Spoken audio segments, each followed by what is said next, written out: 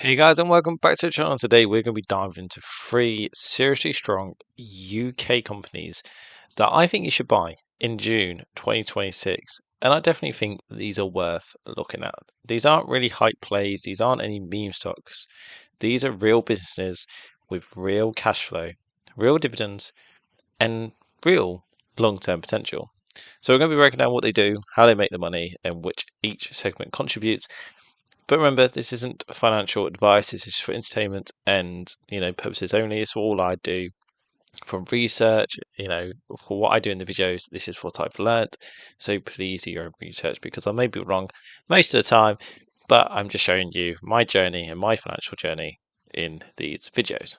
So the first one is Pets at Home. It's the UK's pet empire, in my opinion, and every segment that prints money quite differently. And it is quite different. And we'll get to that. So as you can see, it's trading around roughly 192 GBX. It offers roughly 3.75% dividend yield with a market cap of £871 million. Now, as you can see, Pets at Home do sell a range of things like pets, pet food, pet related products.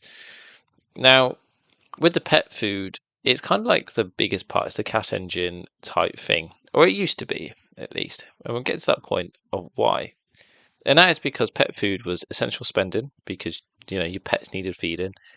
It was brought monthly, lower margins but huge volume, and customers rarely switch brands. So when the people come into Pets at Home and they love it, they're going to keep coming.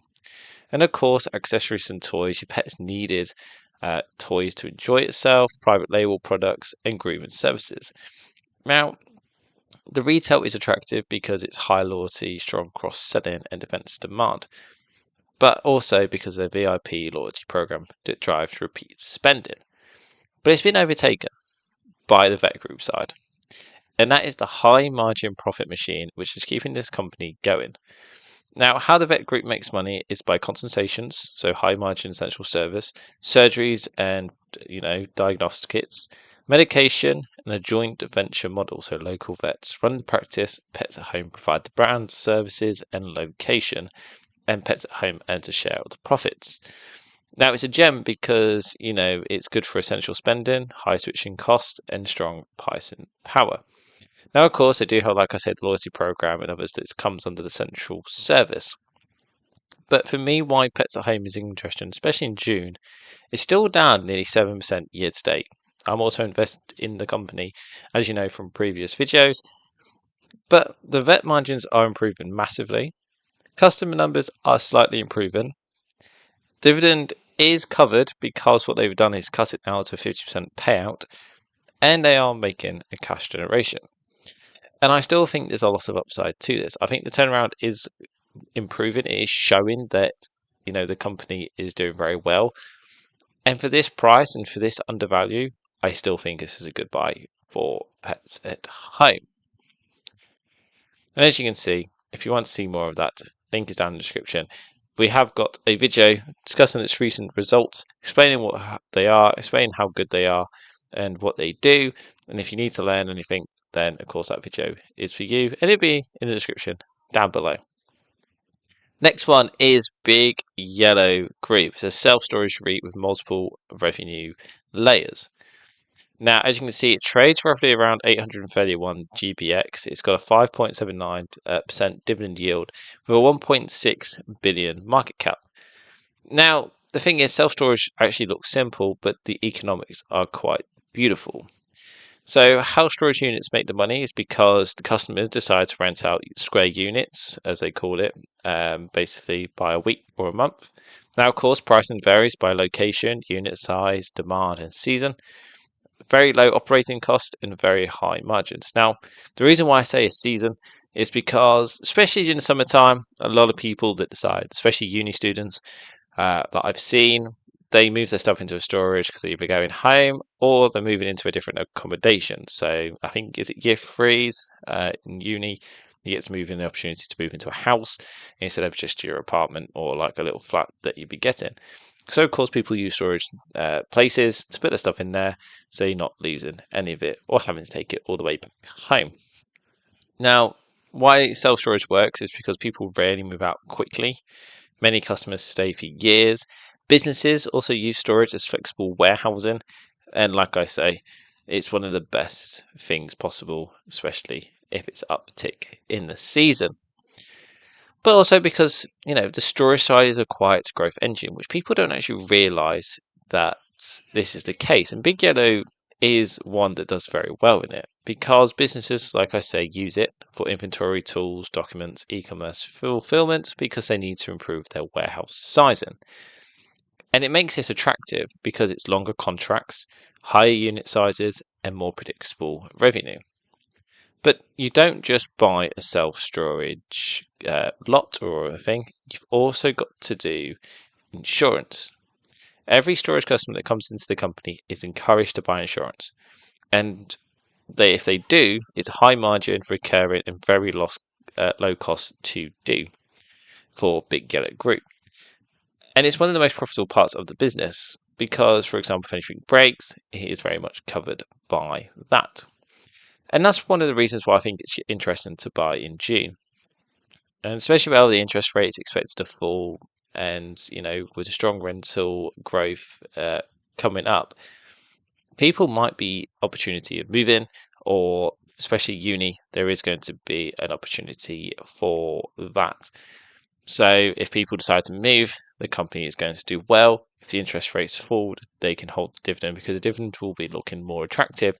Because if we're getting 2%, 3% on our savings, but this is actually a company that's doing one, really well, but two, also having about 6% on its dividend yield, who do you think is going to win? That's right, it's Big Yellow Group because people want dividends and they want an assured good quality company. And it is down over a year by 14.33%. I do hold Big Yellow Group. I've just opened a position in them as well because I think this price where they're at is very much a good opportunity to enter.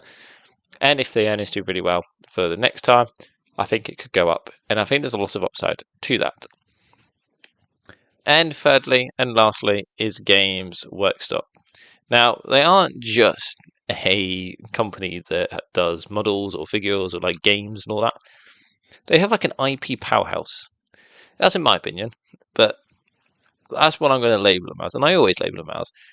It's because every segment that does it and monetizes the Warhammer universe acts very much different to each other. Now, of course, the Games Workshop is the creator of Warhammer. Now, it's trading at around 19,230 GPX, which I think is about 190 quid. If I can remember do maths, I think it's about 190 quid. And, it's got a 2.4% dividend yield. It's been growing its dividends for years, and it's got a market cap of £6.6 billion. Now, this is one of the most profitable companies in the UK because it controls everything from IP, manufacturing, retail, and distribution. So the trade side includes the hobby shops, the game stores, international distributors. They got the retail, which they have their own stores, so there's full retail margin, direct customer relationships, in-store demo drives sales, and of course, which is very good with Games Workshop stores, is there's always a section in the shop where you can actually do a trial of the games before you buy it. So you can actually play the game before you buy it, which is very good because it helps new player on boarding. They have the online segment, which is very much good because nowadays everything is mostly online. So, it's got its global reach, goes all around the world, but also because of the license segment. And this is a pure profit machine. This includes video games, TV shows, merch, digital content, collaborations, because with that, you make money off royalties. It's like pretty much 100% margin. It expands the Warhammer universe. It attracts new fans. It's all positive.